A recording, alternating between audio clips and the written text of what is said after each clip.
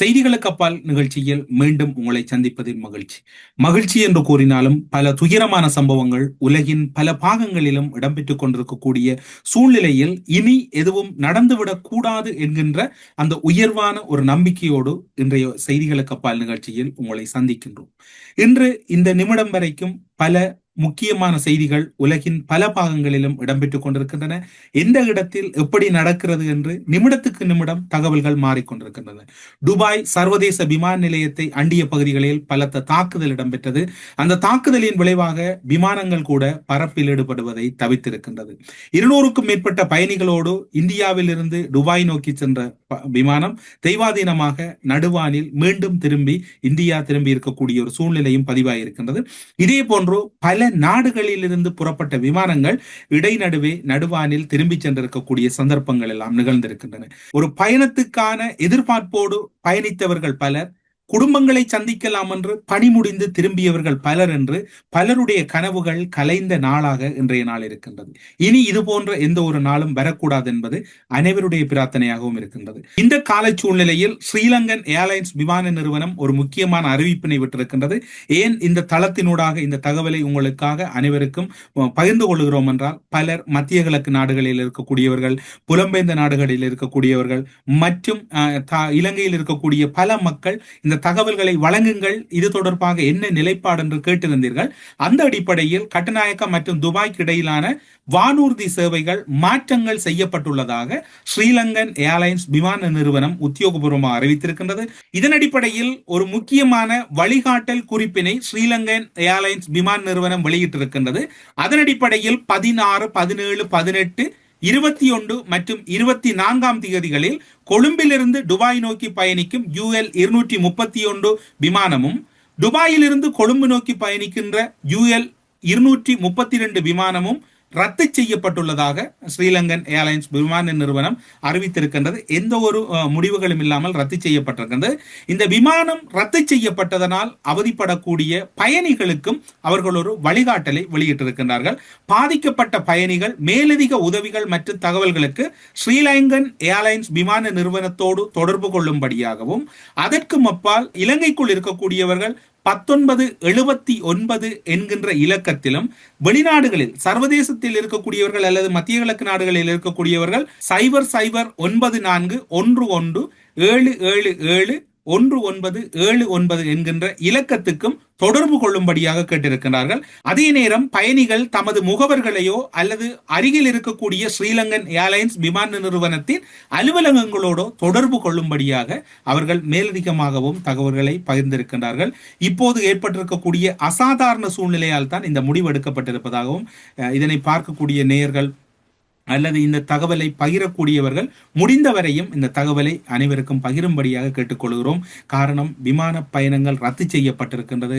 பல உறவுகள் பதட்டத்தோடு இருப்பார்கள். பொருளாதார நெருக்கடி சூழ்நிலையில், பணம் நெருக்கடியில் இருக்கக்கூடியவர்களோடு இந்த விமான பயணம் ரத்து செய்யப்பட்டால் அவர்கள் எவ்வாறு அந்த பணத்தை மீளப்பெற முடியும் அல்லது அவர்களுக்கான அந்த பயணச்சீட்டை எவ்வாறு மாற்றிக்கொள்ள முடியும் என்கின்ற அறிவுறுத்தல்களை எல்லாம் வழங்குவார்கள். அந்த அடிப்படையில் யாரும் பதட்டம் அடையாமல் இந்த நடைமுறையை கையாளும்படி ஸ்ரீலங்கன் ஏர்லைன்ஸ் நிறுவனத்தினுடைய உத்தியோகபூர்வமான தகவல் ஒன்று வெளியாகி இருக்கின்றது. இந்த காலப்பகுதியிலே இலங்கை தொடர்பாக இன்னும் ஒரு தகவலும் வெளியாகி இருக்கிறது. மத்திய கிழக்கில் போர் தீவிரமடைந்துள்ளது. அனைவரும் அறிந்தது. நீங்கள் சில வேளை யோசிக்கலாம், ஏன் இதனை கூறுகிறேன் என்று. இதனை யார் கூறினார் என்பதைத்தான் நான் இப்போது கூறப்போகின்றேன். காரணமாக இலங்கையில் மீண்டும் ஒரு பாரிய பொருளாதார மற்றும் எரிசக்தி நெருக்கடியை சந்திக்க நேரிடும் என்று நாமல் ராஜபக்ச எச்சரிக்கை வெளியிட்டிருக்கின்றார். தமது எக்ஸ் தளத்தில் அவர் வெளியிட்டிருக்கக்கூடிய அந்த எச்சரிக்கை செய்தியிலே, ஏற்கனவே கடுமையான பொருளாதார அழுத்தத்தையும் மின்சாரம் மற்றும் எரிசக்தி என்று பல்வேறுபட்ட அழுத்தங்களுக்கு நாங்கள் உள்ளாகி இருக்கிறோம். இத்தனை அழுத்தங்களுக்கும் உங்களுடைய தந்தையார், உங்களுடைய சித்தப்பாமார் தான் காரணம் என்று நீதிமன்றமும் ஒரு தீர்ப்பினை வழங்கி இருக்கின்றது. அதனையும் நாமல் ராஜபக்ச இதில் குறிப்பிட்டிருந்தால் நன்றாக இருந்திருக்கும் என்று நாம் நினைக்கின்றோம். ஆசையும் ஓர் அளவுக்கு தான் இருக்க வேண்டும். இந்த நாட்டை வங்குரோத்து நிலைக்கு அடைய விட்டு இந்த நாட்டிலே சுடுகாடாக்கியது நீதிமன்றத்தின் தீர்ப்பை தான் நாங்கள் இங்கு கதைக்கின்றோம். நீதிமன்றம் 3 பேருடைய பெயர்களை பட்டியலிட்டிருந்தது. அந்த அடிப்படையில் நாமல் ராஜபக்ச அதனையும் இந்த எக்ஸ்தல அறிக்கையில் குறிப்பிட்டிருந்தார், அழகாக இருந்திருக்கும். ஹர்முஸ் நீரிணை போன்ற முக்கிய கடல் மார்க்கங்கள் முடக்கப்படும் அபாயம் உள்ளதால் உலக சந்தையில் எண்ணெய் விலைகள் விலைகள் அதிகரித்து வருகிறது. இலங்கையின் உள்நாட்டு எரிபொருள் விலையிலும் நேரடி தாக்கத்தை ஏற்படுத்தும், அதில் மாற்று கருத்தில்லை. அவர் கூறுவது யதார்த்தமான அதுக்குரிய ஏற்பாடுகளை அரசும் செய்ய வேண்டும் என்ற கோரிக்கையும் வெளியிட்டிருக்கிறார். அவர் கூறியதில் ஒரு வினோதமானது அல்லது ஒரு வேடிக்கையான அறிக்கை என்னவென்று சொன்னால், யுத்தம் வரும் இராணுவ இலக்குகளை தாண்டி எண்ணெய் சுத்திகரிப்பு நிலையங்கள் மற்றும் கடல் பாதைகளை நோக்கி நகர்ந்துள்ளமை கவலை அளிக்கிறது. இது போர்க்களத்தை தாண்டிய இலங்கை போன்ற நுகர்வு நாடுகளின் வாழ்வாதாரத்தை பாதிக்கும் ஒரு பேரழிவாக உருவகித்து விடும் என்று நாமல் ராஜபக்ச எச்சரிக்கை விடுத்திருக்கின்றார். இதில் ஒரு அவதானிக்கப்பட வேண்டிய விடயம், அவருடைய எக்ஸ்தலத்திலே யுத்தம் வரும் இராணுவ இலக்குகளை தாண்டி எண்ணெய் சுத்திகரிப்பு நிலையங்கள் மற்றும் கப்பல் பாதைகளை நோக்கி நகர்ந்துள்ளமை கவலை அளிக்கிறது. நாமல் ராஜபக்ச அவர்களே, அதாவது வடக்கு கிழக்கில் குறிப்பாக முள்ளிவாய்க்கால் யுத்தத்தில் கிளிநொச்சி புதுமாத்தளன் வரைக்கும், கிளிநொச்சியிலிருந்து வலைஞர் மடம் ஊடாக புதுக்குடியிருப்பு புதுமாத்தளன் என்று அத்தனை மக்களும் இடம்பெயர்ந்த போது அந்த மக்கள் கையெடுத்து கும்பிட்டார்கள். இது மக்கள் குடியிருப்புகள், இதில் எத்தனையோ வைத்தியர்கள் இன்றும் அவர்கள் சாட்சியாக இருக்கின்றார்கள். அத்தனையும் தாண்டி நீங்கள் இராணுவ இலக்குகளை தாக்கினால் பரவாயில்லை, பொதுமக்கள் செறிந்து வாழுகின்ற பிரதேசங்களை தாக்க வேண்டாம் என்று சர்வதேச அமைப்புகள் எல்லாம் உங்களுடைய தந்தையை பார்த்து இருகரங்கூப்பி மன்றாடினார்கள். யாருடைய கேள்விகளை நீங்கள் கேட்கவில்லை. யுத்தம் வரும் இராணுவ இலக்குகளை தாண்டி எண்ணெய் சுத்திகரிப்பு நிலையங்கள் கப்பல் பாதைகள் மீதெல்லாம் நடத்தப்படுவது கவலை அளிக்கிறது என்று கூறுகிறீர்கள். அன்று ஒரு இனம் அழிக்கப்பட்ட போது அவருடைய மகனாக நீங்களும் ஒரு வயது வந்தவராக இருந்தீர்கள். உங்களுக்கு இதெல்லாம் கண்ணுக்கு தெரியவில்லை. இப்போது ஒரு சர்வதேசத்தில் நடக்கிற யுத்தத்துக்கு நீங்களும் சர்வதேச அறிக்கை வெளியிடுகிறீர்கள். அது ஒரு புறம் இருக்கட்டும். இன்று இந்த இனம் தமிழ் இனம் கொன்றொழிக்கப்பட்டது அல்லது தமிழின் இந்த காலப்பகுதியில் இவை கதைப்பது தகுமா தகாதா என்கின்ற ஒரு வாத பிரதிவாதத்தை நீங்கள் யார் முன்வைக்கலாம். அதை கதைப்பதற்கு யாருக்கு தகுதி இருக்கின்றது என்கின்ற கேள்விதான் இங்கு எழுகின்றது. நாமல் ராஜபக்ச ஒரு போர் தொடர்பில் கருத்து கூறுவதற்கு தகுதி இருக்கின்றதா அல்லது அந்த தகுதி நிலையில் அவர் இருக்கின்றாரா என்கின்ற கேள்வி மட்டும்தான் இங்கு இருக்கிறதே ஒழிய, போருக்கு சர்வதேச நீதிகளை கடைபிடிக்க வேண்டும் என்று கூறுகிற அந்த தகுதியை நாமல் ராஜபக்சவின் குடும்பம் இழந்து விட்டது. பொருளாதாரத்தை பற்றி கதைக்க வேண்டிய தகுதியை அந்த குடும்பம் இழந்து விட்டது. இந்த இரண்டு விடயங்கள் மட்டுமில்லை, எந்த ஒரு விடயத்தையும் நாமல் ராஜபக்ச கதைக்கக்கூடிய தகுதியில் இல்லை என்பது மட்டும்தான் இந்த இடத்திலே பொதுத்தளத்திலே நாங்கள் வைக்கக்கூடிய விமர்சனமாக இருக்கின்றது.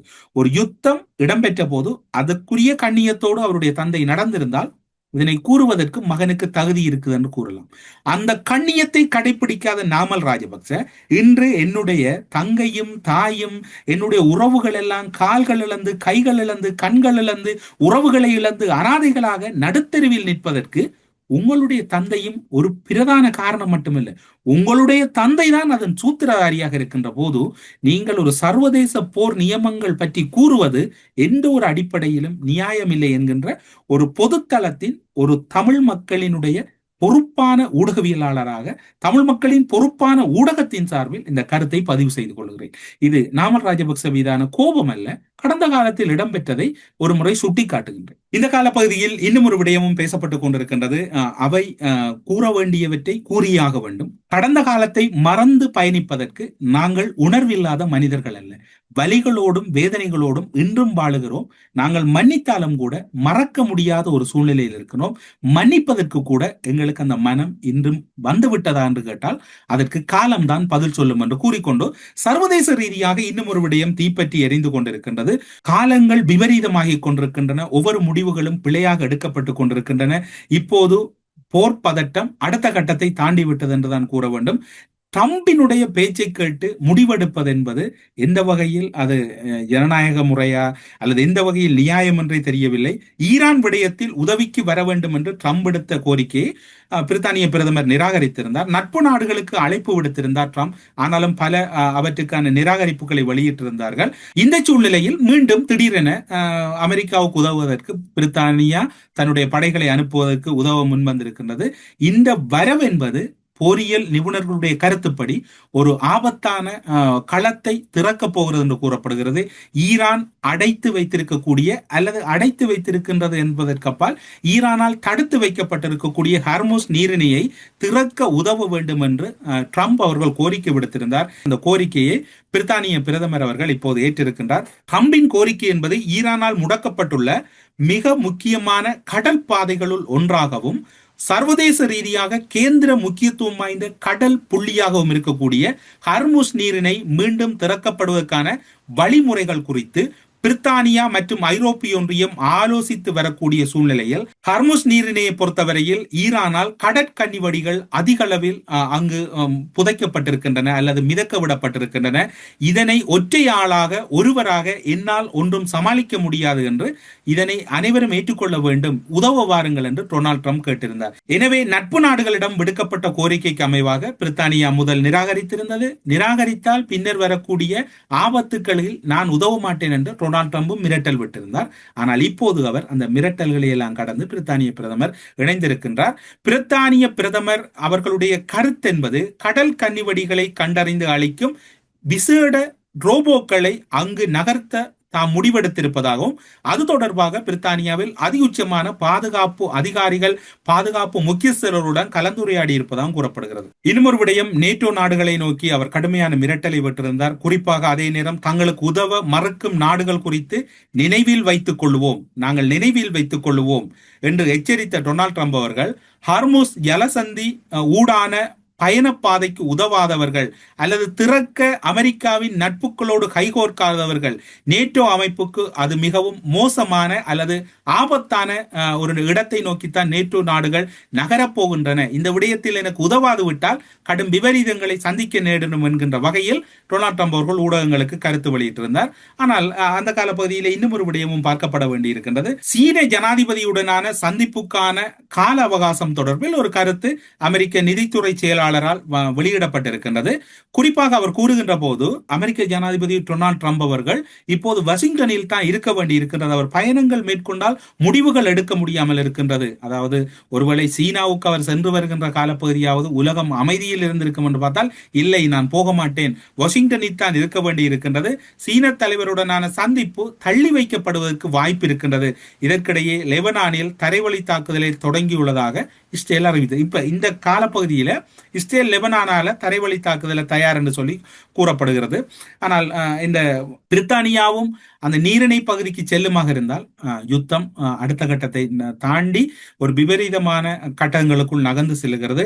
எண்ணெய் விநியோகம், அதாவது ஹார்முஸ் ஜலசந்தி ஊடான எண்ணெய் விநியோகத்தில் இருக்கக்கூடிய தடையை நீக்கி தாருங்கள் என்று தடையை சரி செய்து தர உதவுமாறு சீனாவையும் டொனால்ட் ட்ரம்ப் வலியுறுத்தி இருக்கிறார். இதனால் இம்மாத இறுதியில் திட்டமிடப்பட்டிருந்த பெய்ஜிங் பயணத்தை அவர் தள்ளி வைக்க கூடும் என்ற எதிர்பார்க்க. இது டொனால்ட் ட்ரம்ப் தரப்பு தகவல். முன்னர் கூறியது அமெரிக்க நிதி செயலாளரின் தரப்பு தகவல். இந்த ஹார்முஸ் பிரச்சனை இருப்பதனால் நான் இப்போது சீனாவுக்கு வருவது அசாத்தியமாக இருக்கிறது. அதே போல் துபாய் சர்வதேச விமான நிலையத்துக்கு அருகே நடத்தப்பட்ட ட்ரோன் தாக்குதலால் ஏற்பட்ட தீ விபத்தால் விமான போக்குவரத்தும் பாதிக்கப்பட்டிருக்கின்றது. அமெரிக்க எண்ணெய் நிறுவனங்களின் தலைவர்களும் டொனால்ட் ட்ரம்பிடம் ஒரு எச்சரிக்கை விட்டிருக்கின்றார்கள். எரிசக்தி நெருக்கடி இன்னும் மோசமடைவதற்கு அதிக வாய்ப்புகள் உள்ளது என்ற கவலை அளிக்கும் செய்திகளையும் அவர்கள் வெளியிட்டிருக்கின்றார்கள்.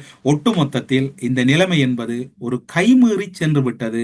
டொனால்ட் ட்ரம்பை பொறுத்தவரையில் அவர் யாரோடும் ஆலோசனை செய்வதிலும் பிடிப்பில்லாமல், எந்த ஒரு கருத்தையும் கேட்பதிலும் பிடிப்பில்லாமல் இருக்கின்றார். இஸ்ரேல் பிரதமர் பெஞ்சமின் நெத்தனியாகுவை பொறுத்தவரையில் அவர் போரே தான் முடிவென்கின்ற அளவிலே அவரும் இருக்கின்றார். ஈரான் மீது போர் தொடுத்து வெற்றி கொள்வது என்பது அசாத்தியமாக இருக்கிறது. இந்த கால பகுதியில் எந்த ஒரு சேதாரமும் இல்லாமல் மிகவும் மிக மிக நுட்பமான வகையிலே ஒரு நாடு நகர்ந்து கொண்டிருக்கிறது சீனா, அடுத்ததாக ரஷ்யா நகர்ந்து கொண்டிருக்கின்றது. இது ஐரோப்பிய நாடுகளுக்கும் பெரும் பாதிப்பை ஏற்படுத்த போகின்றது. ஒருவேளை இப்போது அஜர்பைசான் அதே போன்று துருக்கி போன்ற நாடுகளுக்கு மிசைல் தாக்குதல் அல்லது ஏவுகணை தாக்குதல்களை நடத்தக்கூடிய ஈரான் அடுத்து ஐரோப்பிய நாடுகளையும் இந்த முடிவுகளால் இலக்கு வைக்கப் போகின்றதா? பிரித்தானிய பிரதமர் இது போன்றுதான் தன்னுடைய வெளிநாடுகளில் இருக்கக்கூடிய படைத்தளங்களை வழங்க மாட்டேன் என்று கூறி பின்னர் வழங்குவேன் என்று கூறினார். ஒரு ஆபத்தான கட்டத்தை நோக்கி உலகம் நகர்ந்து கொண்டிருக்கிறது. எப்படி நகரப்போகிறது, எவ்வாறு நகரப்போகிறது என்பதை பொறுத்திருந்து பார்ப்பதற்கு நிமிடங்கள் இல்லை. நாளை வருகின்ற போது எந்த நிலைமை மாறியிருக்கிறது என்று யாருக்கும் தெரியாது.